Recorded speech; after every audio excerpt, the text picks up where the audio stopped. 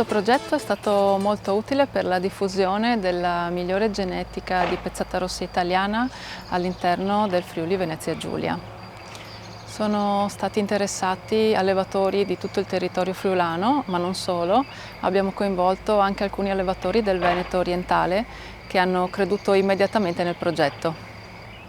Il ruolo fondamentale di Anapri è stata la scelta e la selezione delle migliori bovine presenti negli allevamenti aderenti e il loro accoppiamento con riproduttori maschili, i migliori presenti sia a livello nazionale che internazionale.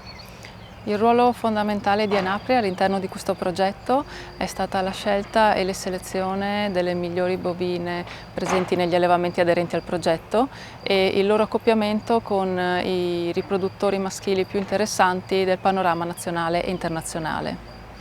La scelta delle bovine è stata dettata sicuramente dalla parte produttiva, ma non solo. Abbiamo avuto un occhio di riguardo anche per l'aspetto morfologico, ma soprattutto per quello funzionale.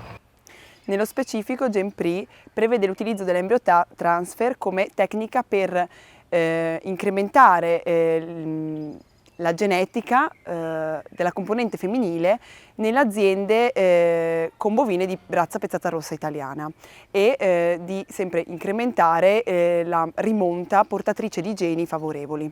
E grazie a questo progetto abbiamo potuto acquistare appunto il nostro laboratorio mobile che ci permette di operare nelle diverse aziende.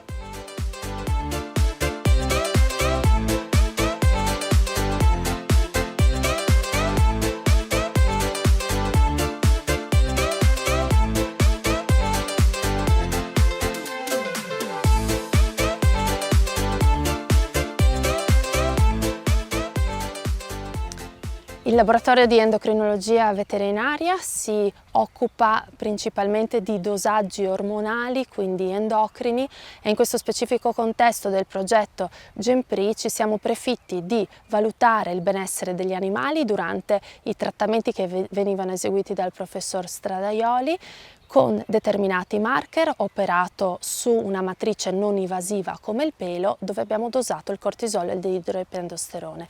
Dall'altra parte abbiamo anche valutato lo status metabolico con una matrice convenzionale come il plasma e abbiamo anche seguito l'attività ovarica degli animali nel mentre del trattamento.